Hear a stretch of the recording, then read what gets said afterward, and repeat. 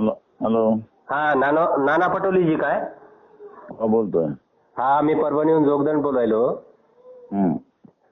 Sir आमचं जरासं तुमच्या पक्षावर म्हणजे जी काही भूमिका वडेट्टीवार साहेबांनी घेतलेली मराठा समाजाच्या बाबतीत. हॅलो.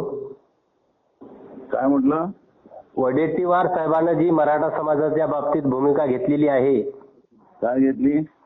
म्हणजे ते ज्याप्रमाणे ओबीसीच्या व्यासपीठावर जाऊन किंवा विचारमंचावर जाऊन मराठा समाजाच्या बाबतीत जे काय बोलत आहेत. बघा, आम्ही तुम्हाला जाहीरपणे आम्ही सांगितले की काँग्रेसची भूमिका काय.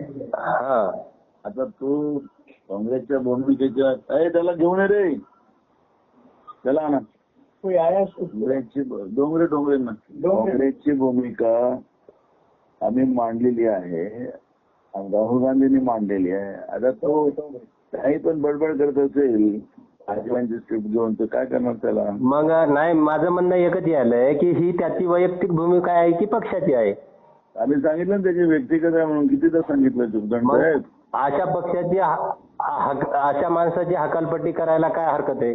आता करू आता हे आखरी अधिवेशन आहे, तुम्ही घाई करू नका. ऐका की सर, आम्ही इंडिया आघाडीचं काम लई तन्मनातून केलं. तुम्ही काळजी करू नका, आम्ही तुम्हालाही न्याय देऊ, कोणालाही आपसात. आता तुम्हाला एक बातमी आली ती माझ्या जिवारी लागलेली आहे की शाळेमध्ये मुला मुलींमध्ये भेदभाव सुरू झालेला आहे. बरोबर नाही. आपला छत्रपती शिवाजी महाराजांच्या महाराष्ट्रामध्ये आपण राहतो, शाहू फुले आंबेडकरांच्या महाराष्ट्रात राहतो. तरुण पिढीमध्ये असा भेदभाव होणं हे बरोबर नाही आहे.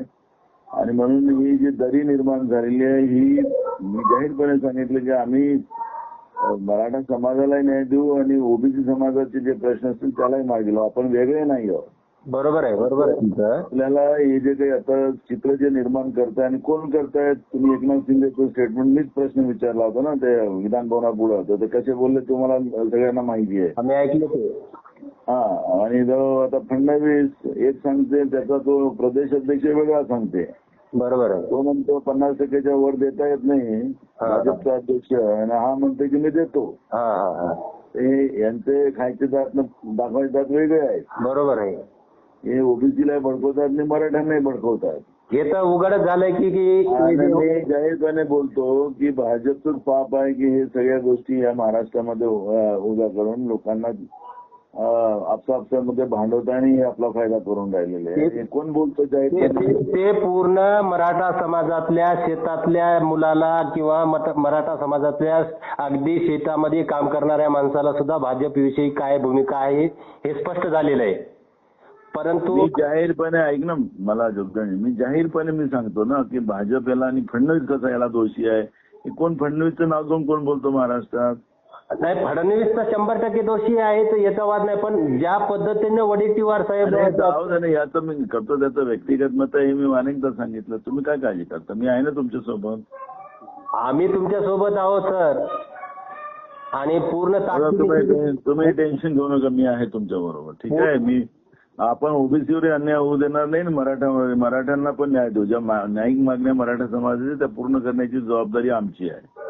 ज्या पद्धतीने होईल तेवढा सभागृहाच्या मधातून तुम्ही बी दबाव सरकारवर वाढवायला पाहिजे की ज्या कुणबी नोंदी आहेत किंवा जे काही gazette, Hyderabad gazette, Bombay gazette आहे आपण करू. तुम्ही काळजी करू नका. मी फक्त आता काय झालं 10-15 खासदारांची कमी पडली नाही तर राहुल गांधी प्रधानमंत्री झाले तर हा विषय आपला आता मार्गी लागायला सुरुवात झाली असती. हो ना सर, एका खासदारावर नंबर 1चा महाराष्ट्रात पक्ष झालाय काँग्रेस.